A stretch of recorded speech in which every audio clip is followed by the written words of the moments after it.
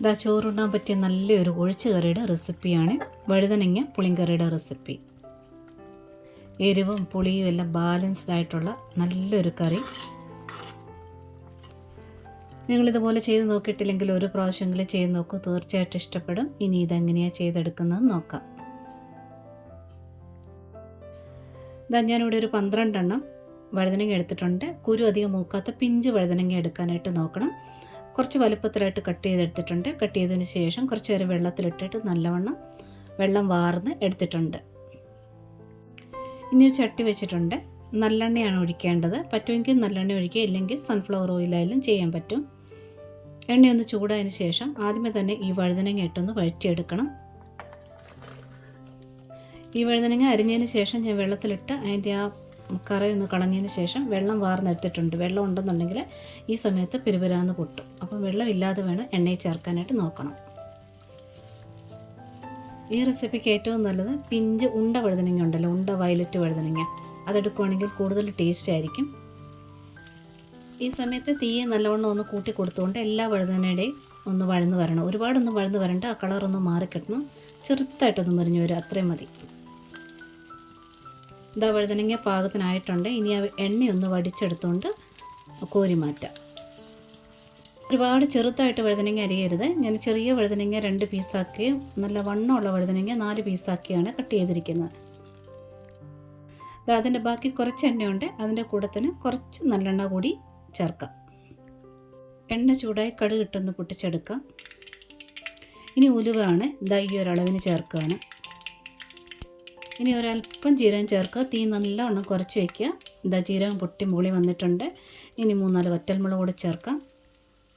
ഇനി ഇതിൽ ചെറുള്ളിയാണ് ചേർക്കുന്നത്. കുറച്ച് ഏറെ എടുത്തിട്ടുണ്ട്. പ്രത്യേകിച്ച് അളവൊന്നും എടുത്ത് പറയുന്നില്ല. ഏകദേശം ഒരു 1-1.25 കപ്പോളം എടുത്തിട്ടുണ്ട്. പറ്റുമെന്നുണ്ടെങ്കിൽ ഏറെ ചേർക്കുക. ഇതിൽ വേണേൽ പകുതി ഉള്ളിയും പകുതി സവാളയുമായിട്ട് ചേർക്കാം, ഇല്ലെങ്കിൽ സവാള തന്നെ ചേർക്കാം. പക്ഷേ കുഞ്ഞുള്ളി ചേർക്കുന്നതിലാണ് കൂടുതൽ ടേസ്റ്റ്. ഉള്ളി ഇതാ ചെറുതായിട്ടൊന്ന് വഴന്ന് വന്നതിന് ശേഷം വെളുത്തുള്ളിയാണ് ചേർക്കുന്നത്. അതും കുറച്ച് ഏറെയായിട്ട് ചേർത്തിട്ടുണ്ട്. ഒരു 15-20 ചേർത്തിട്ടുണ്ട്. ഞാൻ കട്ടൊന്നും ചെയ്തിട്ടില്ല, അതുപോലെ തന്നെ മുഴുവനായിട്ട് തന്നെ ഇടുകയാണ്. ഇനി രണ്ടും കൂടെ ചേർത്ത് ഒന്നുകൂടി ഒന്ന് വഴറ്റിയെടുക്കണം. ആ ഉള്ളിയും വെളുത്തുള്ളി ഒരുപോലെ ഒന്ന് വഴന്ന് വരാൻ വേണ്ടിയാണ് മുന്നും പുറകോട്ട് ചേർത്തത്. പെട്ടെന്ന് വഴന്ന് കിട്ടാനായിട്ട് വേണമെങ്കിൽ കുറച്ച് ഉപ്പ് ചേർത്ത് കൊടുക്കാം. ഞാനിതിൽ ഉപ്പൊന്നും ചേർത്ത് കൊടുക്കുന്നില്ല ഇപ്പം. ചെറുള്ളി കട്ട് ചെയ്യാതെ ചേർക്കുകയാണെന്നുണ്ടെങ്കിൽ ആ കറിയുടെ അവസാനം കാണുമ്പോൾ ഇങ്ങനെ പേള് പോലെ ഇരിക്കുമ്പോൾ ചെറുള്ളി കാണാൻ ഒരു നല്ല ഭംഗിയാണ്. ഞാൻ നല്ല വലുപ്പമുള്ളതെല്ലാം ഒരുപോലെ ആകാൻ വേണ്ടി നടുകെ ഒന്ന് കീറിയിട്ടിട്ടുണ്ടായിരുന്നു. ചിലതൊക്കെ മുഴുവനായിട്ട് ഇട്ടിട്ടുണ്ട്. ഇത് രണ്ടും നല്ലവണ്ണം ഒന്ന് വഴന്ന് വന്നിട്ടുണ്ട്.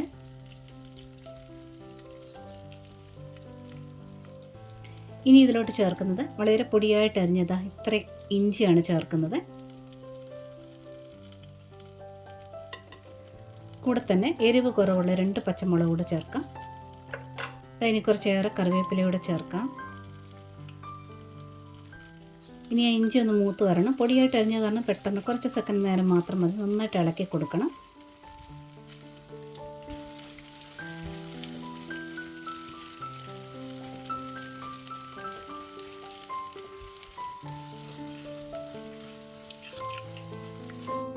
ഇതാ ഇഞ്ചി ഇവിടെ മൂത്ത് വന്നിട്ടുണ്ട്. ഇനി ഇതിൽ കുറച്ച് പൊടികൾ ചേർക്കാനായിട്ടുണ്ട്. ഉള്ളിയൊക്കെ സൈഡിലോട്ടൊന്ന് വകഞ്ഞ് മാറ്റി വെച്ചിട്ട് ആ എണ്ണയിലോട്ട് പൊടികൾ ചേർക്കാം. കുറച്ച് മഞ്ഞൾപ്പൊടി ചേർക്കാം. 1 സ്പൂണോളം ഈ ഒരളവിൽ മല്ലിപ്പൊടി ചേർക്കാം. മല്ലിപ്പൊടിയേക്കാൾ കുറച്ച് കുറവായിട്ട് മുളക് പൊടി ചേർക്കാം. എരിവുള്ളതോ എരിവില്ലാത്തതോ ചേർക്കാം. ഇനി സാമ്പാർ പൊടിയാണ്. മുളക് പൊടിയുടെ അതേ അളവിൽ തന്നെ ഞാൻ സാമ്പാർ പൊടിയൂടെ ചേർക്കുകയാണ്. ഇനി തീയെ നല്ലോണം കുറച്ചിട്ടതിന് ശേഷം ഈ പൊടിയൊക്കെ ഒന്ന് മൂപ്പിച്ചെടുക്കണം. നന്നായിട്ട് ഇളക്കി കൊടുക്കുക.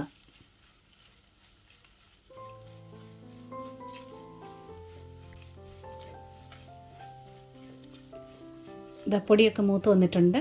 ഇനി ഇതിലോട്ട് ഒരു വലിപ്പമുള്ള തക്കാളി എടുത്തിട്ടുണ്ട്, അതുകൂടി ചേർക്കാം. കൂടെ തന്നെ വഴറ്റി വെച്ചിരിക്കുന്ന വഴുതനങ്ങയും ചേർക്കാം. ഇനി ഒരു നെല്ലിക്ക വലുപ്പത്തിൽ വാളംപുളി പിഴിഞ്ഞു വെച്ചിട്ടുണ്ടായിരുന്നു, അതുകൂടി ചേർക്കാം. ഇനി ഉപ്പ് ചേർക്കാം. ഇനി വേവിച്ചെടുക്കാൻ ആവശ്യമുള്ള വെള്ളം ചേർക്കാം. കുറച്ച് വെള്ളം ഒഴിച്ചിട്ടുണ്ട്. ഒന്ന് ഇളക്കി എടുത്തതിന് ശേഷം വേണമെന്നുണ്ടെങ്കിൽ കുറച്ചുകൂടി ചേർക്കാം. ആ വഴുതനങ്ങയ്ക്ക് മുകളിൽ നിൽക്കുന്ന രീതിയിൽ വെള്ളം ചേർക്കണം. ഇവിടെ ഒരുപാട് നീട്ടിയെടുക്കുന്ന കറിയല്ല, കുറച്ച് തിക്കായിട്ടുള്ളൊരു കറിയാണ്. അല്പം കൂടി വെള്ളം ചേർത്തിട്ടുണ്ട്. നന്നായിട്ട് മിക്സ് ചെയ്തെടുക്കുക. ഉപ്പൊക്കെ പാകത്തിനാണോ എന്നൊന്ന് ചെക്ക് ചെയ്യുക.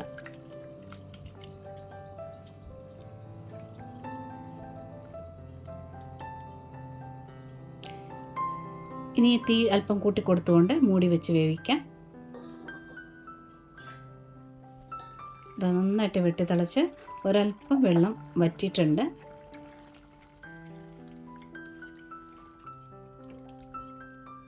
ഈ സമയത്ത് ഇതിൽ ശർക്കരപ്പൊടിയാണ് ചേർക്കുന്നത്. ഒരല്പം ശർക്കരപ്പൊടി ചേർക്കുക. നല്ല ബാലൻസ് ആവും. നന്നായിട്ടൊന്ന് മിക്സ് ചെയ്ത് വീണ്ടും മൂടി വെച്ച് വേവിക്കാം. ഇനി ഒരു 15-20 മിനിറ്റോളം വേണ്ടി വരും. നല്ലവണ്ണം തിളച്ച് കഴിഞ്ഞ ശേഷം തീ അല്പം കുറച്ചിട്ട് വേണം മൂടി വേവിക്കാനായിട്ട്. ഈ പുളിവെള്ളത്തിൽ വഴുതനങ്ങ വേകുന്നത് കാരണം അത് ഒരുപാടൊന്നും വെന്തണിഞ്ഞു പോകത്തില്ല, പക്ഷെ അത് വെന്തിരിക്കും, കുഴഞ്ഞു പോകത്തില്ല. ഒരല്പം എണ്ണ തെളിയുന്നിടം വരെ ഇത് തിളയ്ക്കണം. ഇടയ്ക്കിടയ്ക്കൊന്ന് ഇളക്കി കൊടുത്ത് ഇതുപോലെ മൂടി വയ്ക്കണം. പുളിവെള്ളത്തിൽ തിളയ്ക്കുന്ന കാരണം ആ ഉള്ളിയും ഇതുപോലെ വെന്തിരിക്കും, പക്ഷെ ഉടഞ്ഞു പോകത്തില്ല. ഇത് കുറച്ചൊന്ന് ഗ്രേവിയൊക്കെ ഒന്ന് തിക്കായിട്ടുണ്ട്. വെളുത്തുള്ളി എല്ലാം വെന്തിരിക്കുകയാണ്. അല്പം ഒന്ന് എണ്ണ തെളിയുന്നിടം വരെ ഒന്ന് തിളപ്പിച്ചെടുക്കണം. അപ്പോഴതിന് നല്ല ടേസ്റ്റ് ആവുന്നത്. ആ പുളിയും എരിവും മധുരം എല്ലാം ബാലൻസ് ആവും. നിങ്ങൾക്ക് കുറച്ചുകൂടി ഇത് ഗ്രേവി കൂട്ടിയെടുക്കണമെന്നുണ്ടെങ്കിൽ ഞാൻ ചേർത്ത പൊടികളൊക്കെ ഒരല്പം കൂടി കൂട്ടിയിടേണ്ടതായിട്ട് വരും. ഇത് തണുത്ത് കഴിയുമ്പോൾ കുറച്ചുകൂടി ഒന്ന് തിക്കാവുകയും ചെയ്യുമല്ലോ. കളറൊക്കെ കുറച്ചുകൂടി ഡാർക്കാവും തണുത്ത് കഴിയുമ്പോൾ.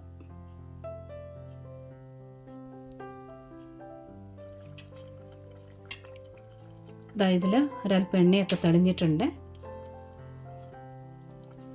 ഞാൻ ഈ ഒരു സമയമാകുമ്പോഴാണ് ഗ്യാസ് ഓഫ് ചെയ്യുന്നത്. ഇനി അത് ഇരുന്ന് കുറച്ചുകൂടിയൊക്കെ ഡാർക്ക് കളറാവും. ആ വഴുതനങ്ങയൊക്കെ ഉപ്പും പുളിയും എരിവും എല്ലാം പിടിച്ച് നല്ലതായിട്ട് വെന്തിരിക്കുന്നതാണ്. നല്ല ചോറിനകത്തൊക്കെ ഞെരടി കഴിക്കാൻ നല്ല ടേസ്റ്റും കൂടിയാണ്. പിഞ്ചായിട്ടുള്ള ഏത് വഴുതനങ്ങ വെച്ചും ഈ ഒരു റെസിപ്പി ചെയ്യാനായിട്ട് പറ്റും. പിന്നെ കൂടുതൽ ടേസ്റ്റ് തരുന്നത് ഉണ്ട കത്രിക്ക ഉണ്ടല്ലോ, വയലറ്റ് കളറിലെ, അതിനാണ്. സാമ്പാറിൽ ആ കത്രിക്ക ചേർക്കുന്നെങ്കിൽ ഒരു പ്രത്യേക ടേസ്റ്റ് തോന്നാറില്ലേ എന്ന് പറഞ്ഞ പോലെ തന്നെ. പിന്നെ ഈ റെസിപ്പി ഇഷ്ടപ്പെട്ടിട്ടുണ്ടെങ്കിൽ ഒന്ന് ലൈക്ക് ചെയ്ത് സപ്പോർട്ട് ചെയ്യാൻ മറക്കരുത്. അതുപോലെ സബ്സ്ക്രൈബ് ഒന്ന് ചെയ്തേക്കണേ. ഒരുപാട് സ്നേഹത്തോടെ താങ്ക്സ് ഫോർ വാച്ചിങ്.